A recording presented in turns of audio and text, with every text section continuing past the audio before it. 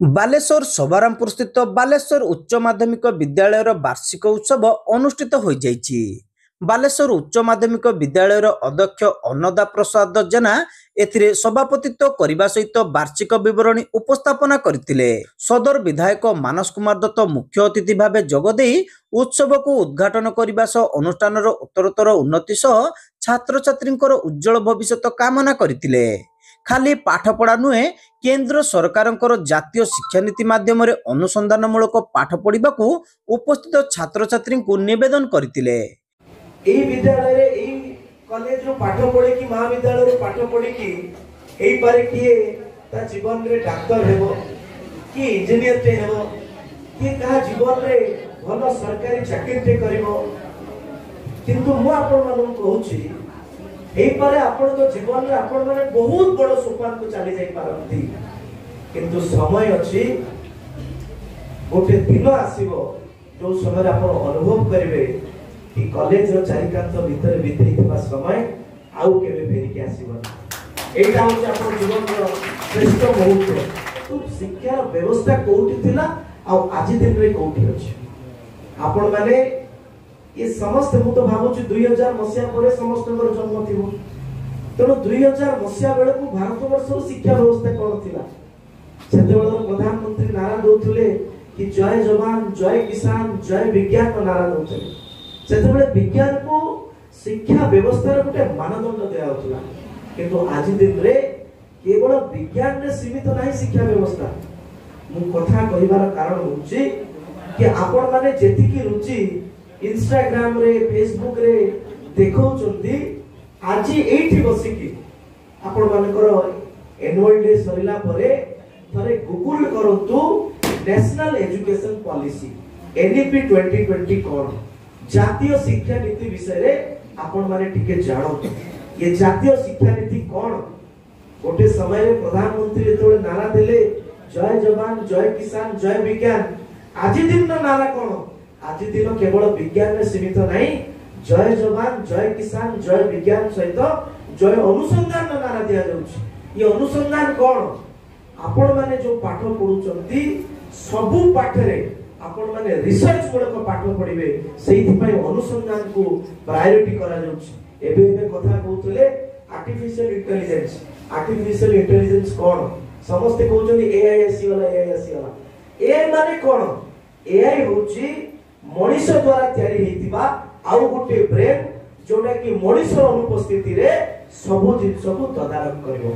तेणु आपण माने ए विषय रे जानतु रिसर्च मूलक पाठ पढतु।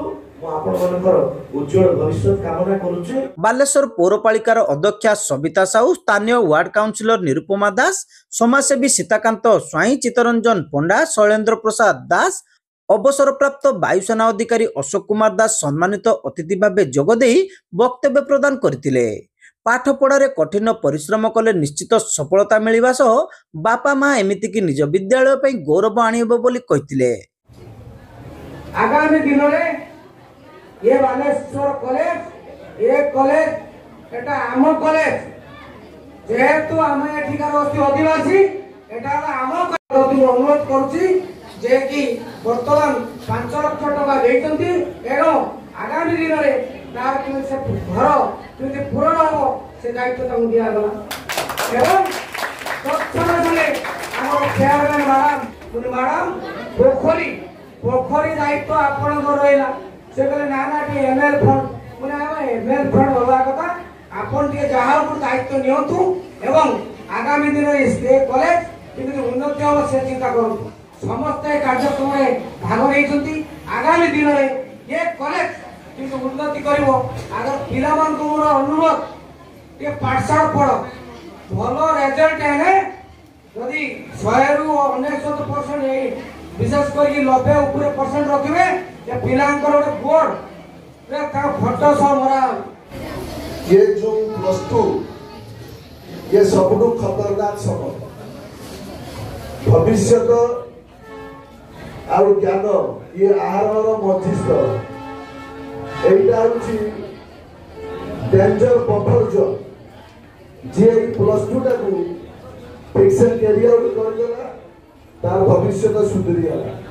जे ठीक से करी पालानी कैरियर तार भविष्य अंधकार होगा एटी भविष्य और शिक्षा अर्थात कॉलेज स्कूल रो मझी स्थल ये बयसटा भी बहुत डेंजरस पिला माने ध्यान दउथिबे ये बयसटा मध्य बहुत डेंजरस ए बयस रे पाद ठीक पड़िले आगो को बढ़िबे पाद भूल पड़िले रसा तल को जिबे कोठी जिबे भूल पड़िले रसा तल को जिबे भविष्य परिवार समाज रो कल्याण करिया पई अछि तई 2 वर्ष हार वर्गी बालुंगा हबार अछि तई ठके गेले चलिबो तेणु जते अछंती मोर समस्त मन हार्ड वर्किंग हबार अछि आ शुद्ध मार्ग रे हबार अछि।